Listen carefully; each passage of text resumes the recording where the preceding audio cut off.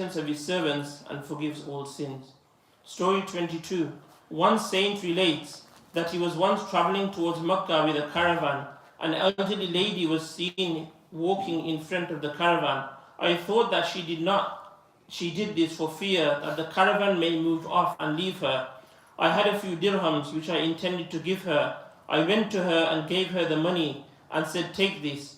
When the caravan stops for the night, then come to me. I shall collect some money among the fellow travelers to pay for your conveyance." She raised her hand and grasped something. As she opened her hand, it had dirhams in it. This surprised me as she gave them to me and said, "See, you have taken them from your pocket, and I have taken from the unseen."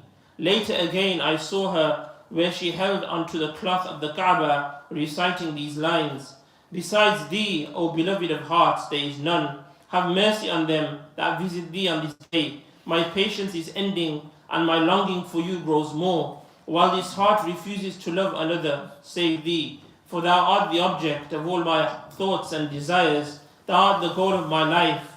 Would that I know the day of meeting thee. Paradise do I desire, not for its bounties, but because thy countenance I shall see." Story number 23. Abdul Rahman bin Khafif rahimahullah says, while traveling towards Mecca for Hajj, I once stopped in Baghdad. At that time I was very deeply inclined towards the mystic way of life and had discarded everything from my life except Allah. For 40 days I had not eaten, and neither did I visit Junaid Baghdadi rahimahullah. I left Baghdad and walked towards Mecca. On the way I came to a well which was filled right to the top, where I found a small buck drinking water. The buck went away as I approached. I was very thirsty, but as I came upon the well, the level of the water fell to the bottom. Disappointed, I continued on my way and said, "O Allah, am I indeed not the equal of a buck in your sight?" From behind me came a voice, "We have only tested you, and you bore no patience. Return and drink the water." The buck came without a cup and a rope, whereas you had both these. When I returned to the well, I found the water had risen to the top. I filled my cup, drank from it, and made wudu. The water never diminished and only finished when I reached Medina. After Hajj, I came to Baghdad again. There, as I entered the mosque, Junaid rahimahullah saw me from afar and said, "If you should have the patience, water have flowed from under your feet." Story 24.